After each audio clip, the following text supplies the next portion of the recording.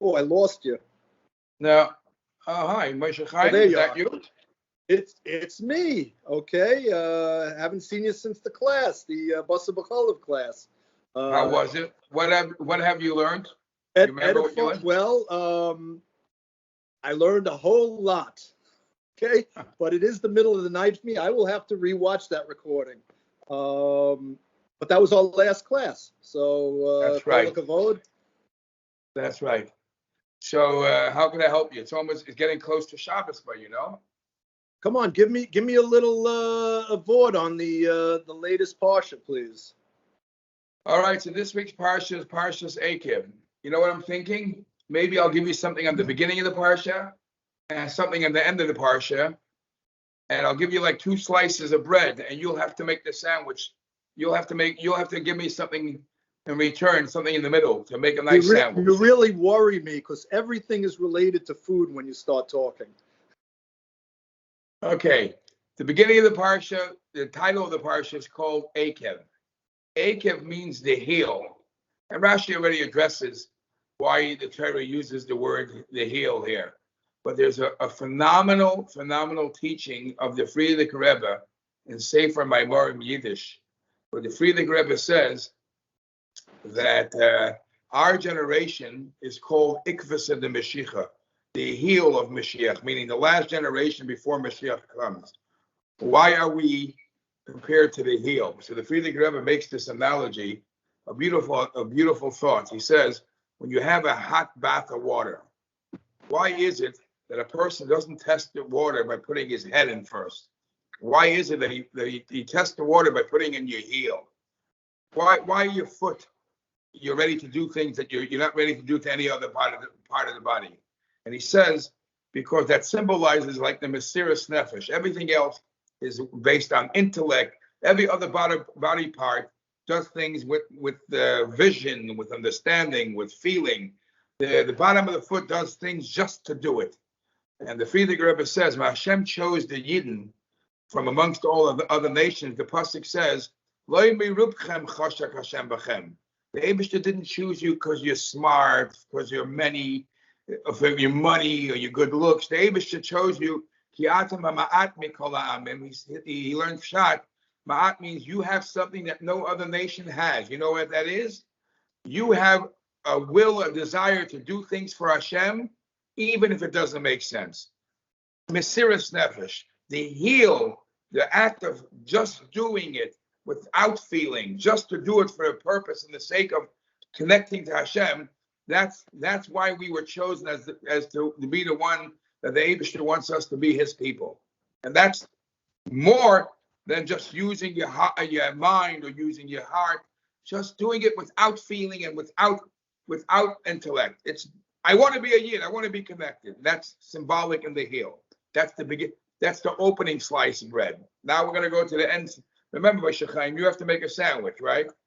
The bottom slice of bread is the end of the parsha. At the end of the parsha, we have the second part of Shema, V'haya im Shemoya, the second portion of Shema, and it speaks about the whole beautiful lesson that it says there. I'm going to talk about the end of the second part of Shema. It says, "V'limadatem oisem es b'neichem." You should teach your children.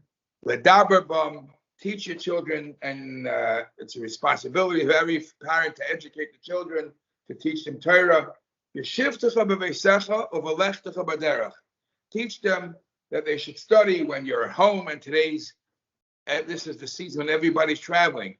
Traveling doesn't mean you're off from Torah learning. Even while you're traveling, you have to study Torah. Torah is something that comes along with you everywhere. Now, the Ksav Sofer actually says that the Shiftecha b'veisecha v'lechtecha b'derech actually has another interpretation. That every parent teaches his son in such a way, you have to educate your kids in such a way that the father is able to enjoy it as he sees his children when they're by him, and even after the father departs, either they grow up they move away, or even after the father goes, and he goes to the world to come. And the final journey Each parent has to educate the children in such a way that they should have enough of their influence from the parents that they'll have the tools to survive even when the parents are not in front of them. That's the Velech Chabadera. And then the pasuk says that if you do these mitzvahs, L'man yirbu yameichem, you will have long life. So the Gemara says a story. The Gemara says in the Brachas a story that Rabbi Yochanan was told that there are in Bavel these very old people, non-Jews, that they merited to have long life. I'm sorry, not non-Jews. They're Jews in Bavel that had long life. And Rabbi Yochanan said, how did they merit to have long life? The pasuk says that the yirbu yumeichem v'yimei b'neichem al ha'adama, that in Eretz Yisrael, if you live in this land, and you do the right things, you merit to have long life. I never knew that a person could merit it out of Eretz Yisrael. And what's the schus do you have for that? So they said, they told them that these people have merited to live a long life because they go every morning to shul and every evening to shul. And the commentaries asked, how is that the answer? And the answer, which I heard somebody explain so beautifully, he says, it's not necessarily the mitzvah of going to shul is one of the greatest mitzvahs that makes you get the reward of long life. Rather, a person could have everything, millions of dollars. A person could have whatever he wants, and he's not happy. On the other hand, there's other people that when you look at them, you'll see that they're missing out a lot in life, but they're very happy. What's their difference? The difference is a person who wakes up every morning, has a mission and a goal and a purpose. He knows what he lives for. Then all these nonsense doesn't make a difference to him. If a person doesn't have a drive, doesn't have a mission, then whatever you'll give him won't make him happy. So you could be a gazillionaire. You can have everything. If he has no mission, it's endless. He has no goal. He has no reason to live. When the Yochanan was told that these people every morning they wake up, they run to shul. They know what they have a to-do list, and they know that today is the day that I have to accomplish something. People like that have long life because they're busy and they have a mission and that they're excited to live. People that don't have a reason to live have no reason, are not excited to live. So it's all depression. And that's the demand from every Yid to find the purpose and mission and goal of every day of your life. And then the Eibishter gives you every day another day to feel important and to fulfill his commandments and Torah mitzvahs. It's very nice. I don't have much to add in the middle. I'm on a diet, but I like the way it began with the heel stepping in and then the final leaving. But it's funny you said about someone having a goal.